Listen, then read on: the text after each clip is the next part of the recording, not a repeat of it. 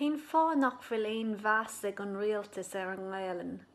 And why do they leave everything up to people like me who push the Irish language in their social media? Other people who create poetry, films, music in the Irish language. Why do they leave it up to us? Cén fá nach bhfuil Meas ag na man ar an Gaeilge, who make it a priority again and again to hash out the same arguments that we've seen for years. Why do they lack in creativity when we clearly don't? The cíamna har going to céine a ríist agus a ríist ar na man ho síalta sna bhain híd hain. Cos ní héagam sé cén fá go bhfuileidir có acranach san. Bhfuil éad a gceist nó agla.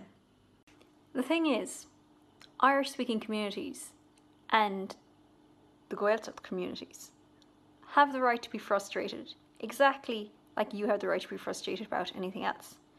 The problem is when the media chooses to ignore the positives that are coming out of the Irish language communities and instead decide to focus on arguments that we've had about 6 million times before. Agus na rialtas.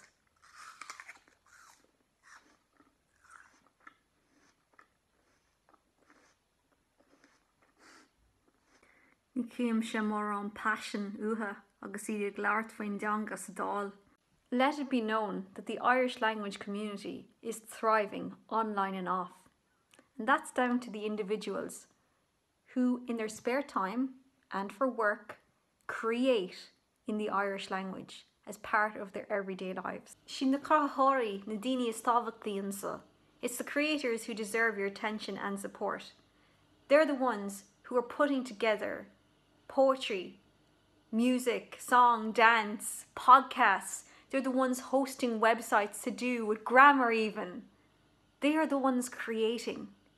They're the ones doing positive things with their online Irish communities. They're the ones who need your support. Is linne iad an Gaeilge agus tá meas go murthaí.